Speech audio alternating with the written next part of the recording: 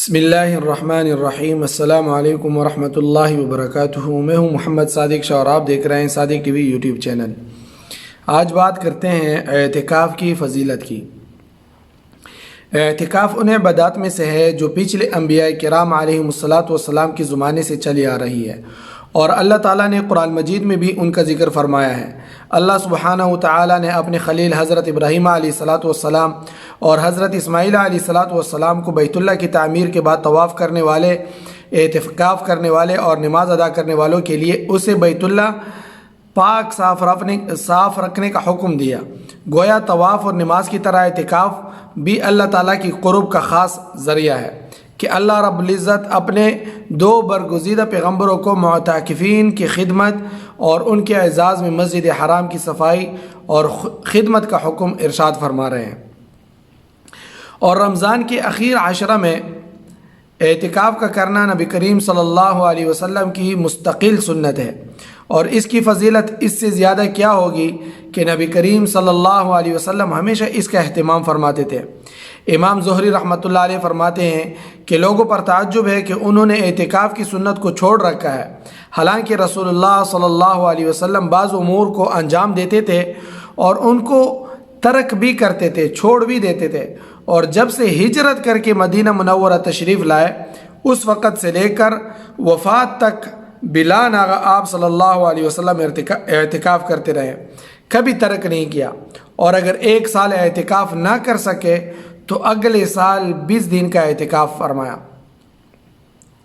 اور حضور نبی کریم صلی اللہ علیہ وسلم کا ہمیشگی فرمانا یہ اس کی سنیت کی دلیل ہے کہ یہ ایک مستقل سنت ہے۔ نیز اعتکاف میں اللہ تعالیٰ کے گھر میں قیام کر کے تقرب باری تعالیٰ کا حصول ہے، دنیا سے منہ موڑنا اور رحمت خداوندی کی طرف متوجہ ہونا، اور مغفرت باری تعالیٰ کی حرص کرنا۔ اور معتکف کی مثال ایسی بیان فرمائی گئی ہے کہ گویا کوئی شخص کسی کے در پر آ کر پڑ جائے کہ جب تک مقصود حاصل نہیں ہوگا اس وقت تک نہیں لوٹوں گا، واپس نہیں جاؤں گا۔ معتکف اللہ کے در پر آ کر پڑ جاتا ہے کہ جب تک رب کی رضا اور مغفرت کا پروانہ نہیں مل جاتا وہ نہیں جائے گا۔ ایسے میں اللہ کی رضا اور مغفرت کی کوئی امید بلکہ اس کے فضل سے یقین رکھنا چاہیے۔ چنانچہ حدیث میں آپ صلی اللہ علیہ وسلم کا طرز عمل اس طرح بیان کیا گیا ہے۔ صحیح بخاری کی حدیث ہے کہ حضرت عبداللہ ابن عمر رضی اللہ تعالیٰ عنہ فرماتے ہیں کہ رسول اللہ صلی اللہ علیہ وسلم کے آخری 10 دنوں کا اعتکاف کرتے تھے، رمضان میں آخری 10 دنوں کا اعتکاف کرتے تھے۔ صحیح بخاری کی ایک اور حدیث ہے کہ حضرت عائشہ رضی اللہ تعالیٰ عنہ فرماتی ہے کہ نبی کریم صلی اللہ علیہ وسلم رمضان کے آخری 10 دنوں کا اعتکاف کیا کرتے تھے، یہاں تک کہ اللہ تعالیٰ نے آپ کو صلی اللہ علیہ وسلم کو وفات عطا فرمائی۔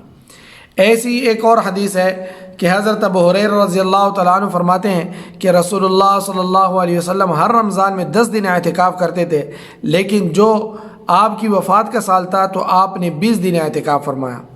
علماء نے لکھا ہے کہ آپ نے 20 دن کا اعتکاف اس لیے فرمایا تھا کہ آپ کو منکشف ہوا، یہ واضح ہو گیا تھا کہ یہ آپ کا آخری رمضان ہے۔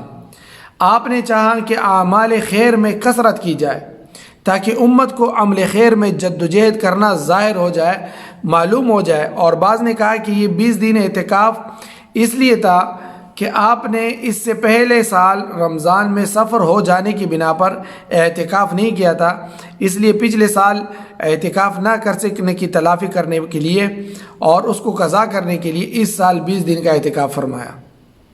بہرحال اس سے معلوم ہوا کہ اعتکاف کا عمل آپ صلی اللہ علیہ وسلم کی نظر میں کتنی بڑی فضیلت والا ہے اور اہم عمل تھا۔ چنانچہ اعتکاف کے فضائل میں بہت سی احادیث وارد ہوئی ہیں، ان میں سے کچھ یہاں پہ نقل کی جاتی ہے۔ حضرت ابو سعید خدری رضی اللہ تعالیٰ عنہ فرماتے ہیں کہ نبی کریم صلی اللہ علیہ وسلم نے رمضان مبارک کے پہلے عشرہ میں اعتکاف فرمایا، اور پھر دوسرے عشرہ میں بھی، پھر ترکی خیمہ سے جس میں اعتکاف فرما رہے تھے سر باہر نکال کر ارشاد فرمایا کہ میں نے پہلے عشرے کا اعتکاف شب قدر کی تلاش اور اہتمام کی وجہ سے کیا تھا، پھر اس کی وجہ سے دوسرے عشرہ میں کیا، پھر مجھے کسی بتلانے والے یعنی فرشتہ نے بتلایا کہ وہ رات اخیر عشرہ میں ہے، لہٰذا جو لوگ میرے ساتھ اعتکاف کر رہے ہیں وہ اخیر عشرہ کبھی اعتکاف کریں۔ مجھے یہ رات دکھلا دی گئی تھی، پھر بلا دی گئی۔ اس کی علامت یہ ہے کہ میں نے اپنے آپ کو اس رات کے بعد کی صبح میں گیلی مٹی میں سجدہ کرتے دیکھا، لہٰذا اب اس کو اخیر عشرہ کی طاق راتوں میں تلاش کرو۔ راوی کہتے ہیں کہ اس رات میں بارش ہوئی اور مسجد چھپر کی تھی، وہ ٹپکی اور میں نے اپنی آنکھوں سے نبی کریم صلی اللہ علیہ وسلم کی پیشانی مبارک پر کیچڑ کا اثر 21ویں کی صبح کو دیکھا۔ 21ویں کی صبح کو دیکھا۔ معلوم ہوا کہ اعتکاف کی عبادات کے ذریعے شب قدر کا حصول متوقع ہے۔ ایک اور حدیث نبی کریم صلی اللہ علیہ وسلم کا ارشاد مبارک ہے کہ معتکف گناہوں سے محفوظ رہتا ہے اور اس کے لیے نیکیاں اتنی ہی لکھی جاتی ہے جتنی کہ کرنے والے کے لیے۔ اس حدیث میں اعتکاف کرنے والے کے لیے اتنی نیکیوں کی بشارت سنائی گئی ہے جتنی کہ کرنے والے کے لیے۔ اس کا مطلب یہ ہے کہ اعتکاف کرنے والا اعتکاف کی وجہ سے بعض نیک اعمال نہیں کر سکتا، مثلا مریض کی عیادت، جنازے میں شرکت وغیرہ ایسے اعمال کے بارے میں کہا گیا ہے کہ اعتکاف کرنے والا اگرچہ عمل نہیں کرتا مگر اس کو اتنا ہی ثواب دیا جاتا ہے جتنا کہ کرنے والے کو دیا جاتا ہے۔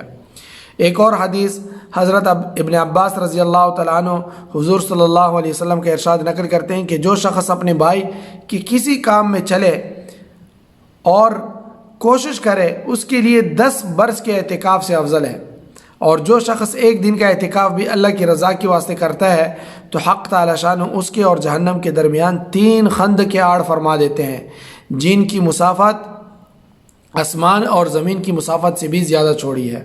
3 خندق ہے اور اس کی مسافت کتنی؟ آسمان اور زمین کی مسافت سے بھی چوڑی ہے۔ اللہ تعالی ہمیں اور آپ کو عمل کرنے کی توفیق نصیب فرمائے، اور اللہ تعالی ہماری تمام تر عبادات کو اور خصوصاً رمضان میں کی جانے والی تمام عبادات کو قبول فرمائے۔ السلام علیکم ورحمۃ اللہ وبرکاتہ۔ دوستو، صادق ٹی وی کو سبسکرائب کرنا مت بھولیے، ویڈیو کو لائک کریں، شیئر کریں اور کمنٹ سیکشن میں اپنے رائے کا اظہار ضرور کریں۔